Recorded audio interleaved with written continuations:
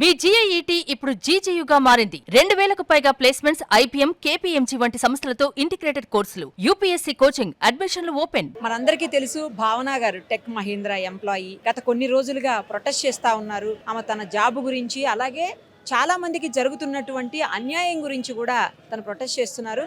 అయితే ఆమె ప్రొటెస్ట్ నిన్న మొన్నటి దాకా ఆమె ఇంటి దగ్గర, లేదంటే ఆమె ఆఫీస్ దగ్గర అయితే ఈ రోజు ఏకంగా ధర్నా చౌక్కే వచ్చేసింది. ఆమెతో పాటు చాలా మంది ఆమెకు సపోర్ట్ చేస్తూ ఇక్కడ ఉన్నటువంటి సిచ్యుయేషన్ ఈ రోజు. అంటే ఎంతమంది ఎంప్లాయీస్ ఇబ్బంది పడుతున్నారు అనేది మనకు అర్థమవుతుంది. ఒకసారి తనతో మాట్లాడదాము. భావన గారు, ఈ రోజు నేను స్టార్ట్ చేసినప్పుడు మీరు ఒక్కళ్ళే, ఈ రోజు ఇంతమంది మీ పక్కన ఉన్నారు. మీరు నన్ను ఇంటర్వ్యూ చేసినప్పుడు ఒక మాట అడిగారు, మీ ఒక్కరి కోసం అంత పెద్ద కంపెనీ దిగి వస్తుంది అని అంటారా అని. చూడండి, సముద్రం కూడా ఒక్క చుక్కతోటే స్టార్ట్ అవుతుంది. నేను మీకు ఆల్రెడీ మీ టీవీలో డిమాండ్స్ చాలా క్లియర్గా చెప్పాను. Last 1 year terminations, instant terminations without notice period ఏవేవైతే ఉన్నాయో, irrespective of gender, irrespective of performance issues, ఒక్కసారి రివైజ్ చేస్తే వాళ్ళు చేసిన తప్పులు వాళ్ళకే అర్థమవుతాయి. సెకండ్లీ ఏంటంటే అండి, ఏ ముగ్గురు వల్ల అయితే ఆ పర్టిక్యులర్ ప్రాసెస్ అలా ఉందో, విమెన్కి రెస్పెక్ట్ లేకుండా, లేకపోతే వాళ్ళ ఇష్టారాజ్యంగా ఏదైతే వాళ్ళు నడుపుతున్నారో, ఇట్ హ్యాస్ టు స్టాప్ అండి. ఆ ముగ్గురు టర్మినేట్ అయిపోయేంత వరకు నా ధర్నాలు, నా ర్యాలీలు ఏవి ఆపను మేడం నేను. All of those 3 have to be terminated. ఎందుకంటే వాళ్ళని చూసి మిగతా ఇంకొక ముగ్గురు అలా చేయకుండా ఉంటారు. అంతకంటే ముందు వచ్చే వాళ్ళు కూడా వాళ్ళు ఒక బౌండరీస్ గీస్ చేసుకుని అందులోనే వాళ్ళు వర్క్ చేయడానికి ట్రై చేస్తారు. నా థర్డ్ డిమాండ్ వచ్చేసి, I need a proper relieving from Tech Mahindra. మీరు చూస్తున్నారు, corporate have shut doors for me. నేను ఇంకా కార్పొరేట్ ఎంప్లాయీగా ముందుకు వెళ్ళలేను. So I think Tech Mahindra being completely responsible for this అండి. They have to come back and have conversations with me. చూడండి ma'am, మీకు నచ్చినప్పుడు మీరు టర్మినేట్ చేశాను ఈమెయిల్స్ పెడతారు. మీరు ఇవాళ డ్యామేజ్ కంట్రోల్ చేయాలి కాబట్టి 2 సార్లు 3 సార్లు కంపెనీకి వచ్చేయండి అని మీరు అడిగితే, మేడం నేను మనిషిని, మీరు నచ్చినట్టు మీరు ట్రీట్ చేయకూడదు. మీరు పెట్టుకున్న పాలసీస్కి మీరు రెస్పెక్ట్ చేయకపోతే మాకు కొత్త పాలసీస్ కావాలి. మేము గవర్నమెంట్ని రిక్వెస్ట్ చేస్తాము, right? So I feel tech Mahindra being completely responsible for my life. And నేను అడిగిన డిమాండ్స్ ఫుల్ఫిల్ చేసేంత వరకు నా ప్రొటెస్ట్ మాత్రం ఆపను. మీరు చెప్పినట్టు నీ ఒక్కదాన్నే కాదు, టెక్ మహీంద్రా నుంచి నీ ఒక్కదానే అనుకుంటున్నారు. మెయిల్స్లో చాలామంది రెస్పాండ్ అవ్వారు, వాట్సాప్లో ఇంకా చాలామంది రెస్పాండ్ అయ్యారు. నాతో పాటు ఇక్కడ 2 టెక్ మహీంద్రా బాధితులు ఉన్నారు. మీరు వాళ్ళతో మాట్లాడి వాళ్ళ ప్రాబ్లమ్స్ని మీరు తీసుకోండి. మీరు కనుక డిమాండ్స్కి ఒప్పుకోకపోతే more people will come forward. It will damage your reputation. చూడండి, 10 రోజుల నుంచి మొత్తుకుంటుంటే కూడా మీరు ఒక చిన్న చర్య కూడా తీసుకోలేకపోయారు. Now it is alarming, right? మీరు అన్నారు కదా, there is nothing alarming in Tech Mahindra. It is alarming in Tech Mahindra now. You people have to come forward to have discussions. So you can talk to these people who are pretty much from Tech Mahindra. Me problem ఏంటంటే, ఎప్పుడు tech Mahindra నుంచి బయటకు వచ్చారు, ఇప్పుడే ఎందుకు ప్రొటెస్ట్కి వచ్చారు? నా పేరు కెవిన్ అండి. నేను లాస్ట్ ఇయర్ టెక్ మహీంద్రా నుంచి బయటకు వచ్చాను. ఇప్పుడు రావడానికి కారణం ఏంటంటే, భావన గారు బయటకు వచ్చారు, ఒక ఆడ మనిషి అయ్యండి. టెక్ మహీంద్రా బయట రోడ్డు మీద కూర్చున్నారు ఎంతో ధైర్యంగా, ఝాన్సీ లక్ష్మీబాయి లాగా. సో నేను యాక్చువల్గా ఇన్ని రోజులు బయటకు రావకపోవడానికి కారణం ఏంటంటే, నెక్స్ట్ కంపెనీకి ప్రాబ్లం అవుతుంది, వాళ్ళు బ్యాక్గ్రౌండ్ వెరిఫికేషన్లో నెగిటివ్ రిమార్క్ ఇస్తారు అని చెప్పేసి నేను ఇంతకాలం రాలేదు. బట్ ఆవిడ వీడియో చూడగానే ఇమీడియట్గా నేను ఆవిడని కాంటాక్ట్ అయ్యి, మన ఇద్దరం అంటే అందరం ఎవరైతే బాధితులు ఉన్నారో కార్పొరేట్ ఎంప్లాయీస్ అందరం కలిసి ఒక యూనియన్ పెడదామని చెప్పేసి మేము ఒక ఇది పెట్టాము. అండ్ యూనియన్లో చాలామంది రెస్పాన్స్ బాగా వచ్చింది. ఒక 3 లక్షల పైన మంది చూశారు. చాలామంది మాకు కూడా ఇలాగే జరిగింది, మమ్మల్ని కూడా ఇలాగే తీసేశారు అంటున్నారు. నాకు వచ్చేసి నా పర్సనల్ రీజన్ వచ్చేసండి, నేను రిజైన్ చేయమంటే రిజైన్ చేయనని చెప్పేసరికి గెస్ట్ హౌస్లో ఫుడ్ తిన్నానని చెప్పేసి ఒక సిల్లీ రీజన్ పెట్టి నన్ను తీసేశారండి. అంటే ప్రాజెక్ట్లోంచి తీసేశారు. ప్రాజెక్ట్లోంచి తీసేసి బెంచ్ మీద పెట్టారు. బెంచ్ మీద పెట్టిన తర్వాత పర్ఫార్మెన్స్ ఇంప్రూవ్మెంట్ ప్లాన్ అని ఒకటి ఉంటుంది. అసలు పర్ఫార్మెన్స్ ఇంప్రూవ్మెంట్ ప్లాన్లో పెట్టకుండా నన్ను ఇమీడియట్గా రిజైన్ చేయమని చెప్పారు. హెచ్ఆర్లు ఎట్లా ఉంటారంటే, వాళ్ళ రూమ్లోకి రమ్మంటారు, మన మొబైల్ ఫోన్స్ లాగేసుకుంటారు, తేవద్దని చెప్తారు, ల్యాప్టాప్ ఓపెన్ చేసి ఇట్లా రిజగ్నేషన్ పెట్టే అంటారు.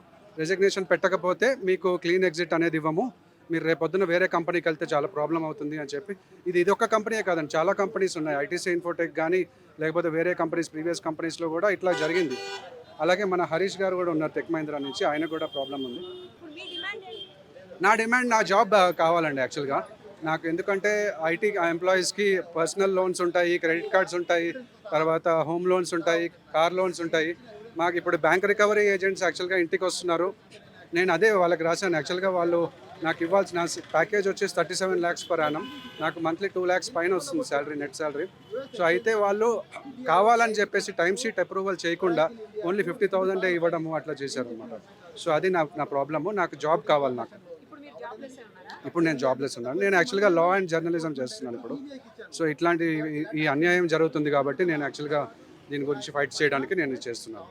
మీ పేరేంటి? మీరు ఎందుకు ఇవాళ రావాల్సి వచ్చింది? ఎప్పుడు మీ ప్రాబ్లం స్టార్ట్ అయింది? అసలు ఎక్కడ స్టార్ట్ అయింది? ఎలా స్టార్ట్ అయింది? నమస్కారం సుమన్ గారు, అందరికీ నమస్కారాలు. నా పేరు పివి హరీష్ అండి.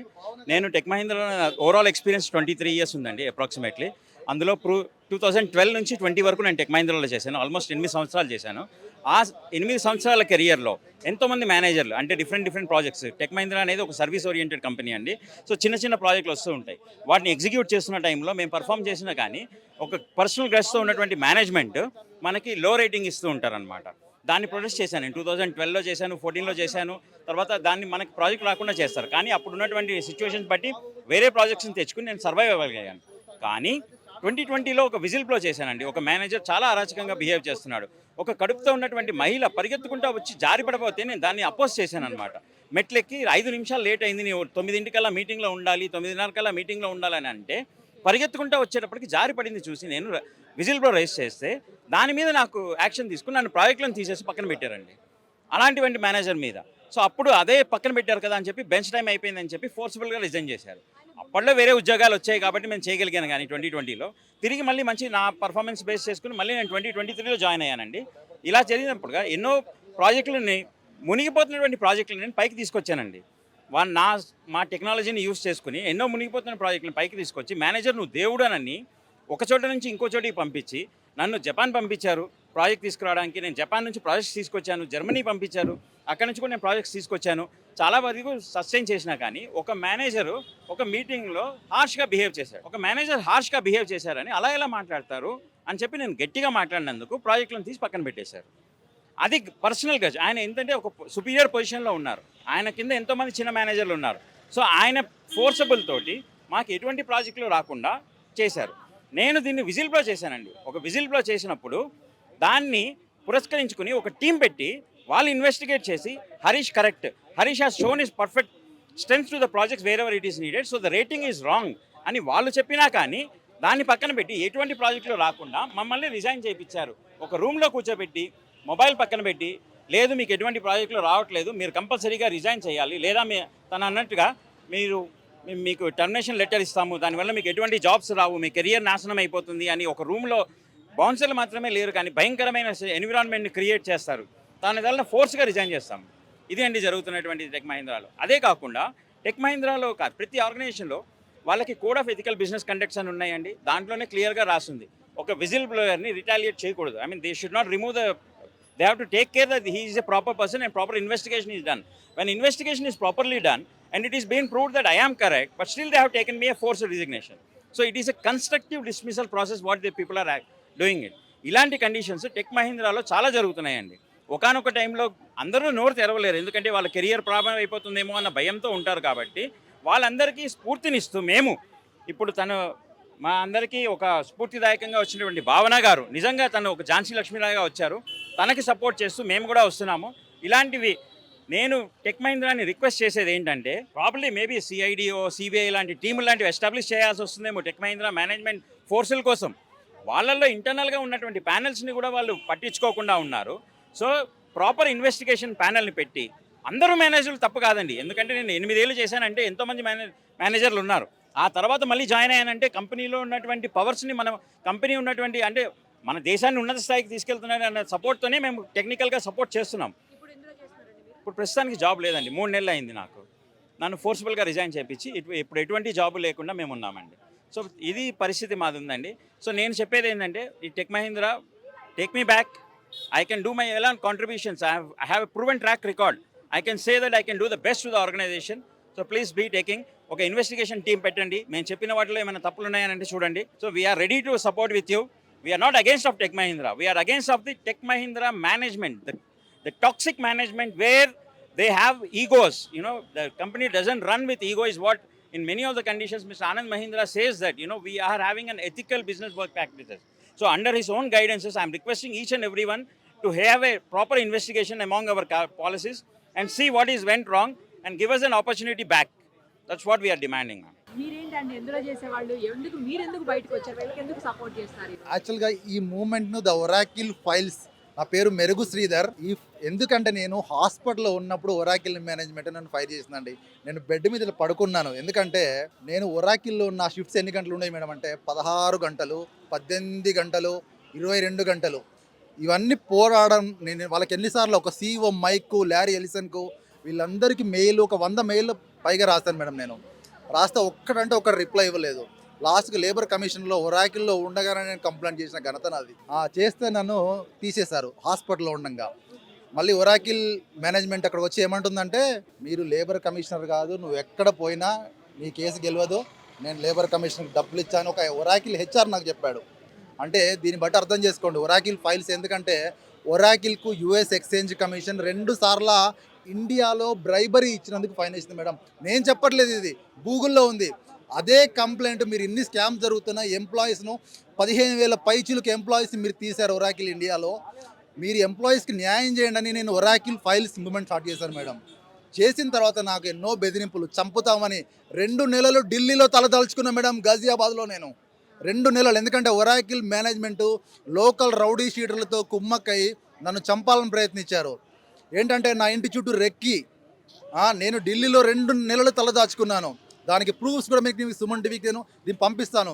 ఇంకోటి ఏంటంటే ఒరాకిల్లో మేనేజ్మెంట్ వ్యవస్థ ఒక దండుపాల్యం దొంగల ముఠా వ్యవస్థ మేడం. ఎందుకంటే వాళ్ళ కాన్సన్ట్రేషన్ అంతా జాబ్స్ అమ్ముకోవాలి, తర్వాత బ్యాక్ డోర్ జాబ్లు అమ్ముకోవాలి. ఇది తప్పితే ఎప్పుడైతే నేను 16 గంటల పనికి గురవుతున్నానంటే ఒక్కడు ఒక 100కు పైచీలకి మెయిల్స్ రాశాను మేడం. నేను ఒక్కడంటే ఒకడు రెస్పాండ్ కాలేదు నాకు. అది పోగా నన్ను చంపుతామని ఒరాకిల్ మేనేజ్మెంటు కొంతమంది రౌడీ షీటర్లను రిక్రూట్ చేసుకున్న దేశంలో మొట్టమొదటిసారిగా రౌడీ షీటర్లు రిక్రూట్ చేసుకున్న MNC ఒరాకిల్ మేడం. దానికి నా దగ్గర ప్రూఫ్స్ ఉన్నాయి. అంటే దీన్ని బట్టి అర్థం చేసుకోండి మీరు. వాళ్ళు ఒక US నుంచి ఒక మేనేజర్ ఫోన్ చేసి, ఇండియాలో శ్రీహరి బెల్లడ్ అని ఒక HR ఫోన్ చేసి, నేను అందరినీ కొంటాను, నువ్వు ఎంతరా ఇండియన్ అంటారు నన్ను, నువ్వు ఇండియన్ పని చేయాలరా 16 గంటలు అంటాడు. అంటే ఆ విధంగా వాళ్ళు ఇంగ్లీష్లో మాట్లాడితే అదొక హరాస్మెంట్, రేసిజం వ్యవస్థ కదా మేడం అక్కడ ఉందంతా. అది కూడా నేను కంప్లైంట్ చేశాను మేడం. మైక్ లేకుంటే సాఫ్ట్రా కార్డ్స్, తర్వాత Larry Ellison founder of Oracle, కానీ ఎవ్వడు నాకు ఒక్కడు రిప్లై ఇవ్వలేదు. నేను చెప్తున్నా మేడం, నేను జీవితంలో బతుకున్నంత కాలం ఒరాకిల్ను స్ట్రీట్స్లో పెడతా డెఫినెట్గా. ఎందుకంటే నేను పగబట్టినానంటే పాము కన్నా ఎక్కువ ఉంటుంది. నన్ను అకారణంగా తొలగించి నన్ను మానసిక వేదనకు గురి చేసి ఈరోజు నన్ను రోడ్డు మీద పిలిచి ఈ ఉద్యమానికి నన్ను చేశారు మేడం. నాకు న్యాయం జరగకపోతే ఒక కాక్రోచ్ జనతా పార్టీ లాగా కార్పొరేట్ జనతా పార్టీ ఆవిర్భవిస్తా. కంపల్సరీ ఇక్కడ నేను ఒక సోనం వాంగ్చుక్ లాగా ఇక్కడ నిరాదీక్ష కూర్చుంటాను మేడం. అవసరమైతే జంతర్ మంతర్లో కూడా నా ధర్నా ఉంటుందని నేను ఎన్నోసార్లు ముందుగా చెప్పాను. ఈరోజు ఒకరు భావన గారితోనో, లేకుంటే ఒక కెవిన్తోనో, లేకుంటే ఒక హర్షతోనో కాదు మేడం. దీనికి మాకు ప్రపంచవ్యాప్తంగా మద్దతు వస్తుంది. దానికి డెఫినెట్గా మేము ఈ పోరాటాన్ని ముందుకు తీసుకెళ్తాం. ఈ ఒరాకిల్ ఫైల్స్ ఈరోజు tech Mahindra files, meta files, Facebook files అన్నీ ఆవిర్భవిస్తాయి మేడం. Thank you madam.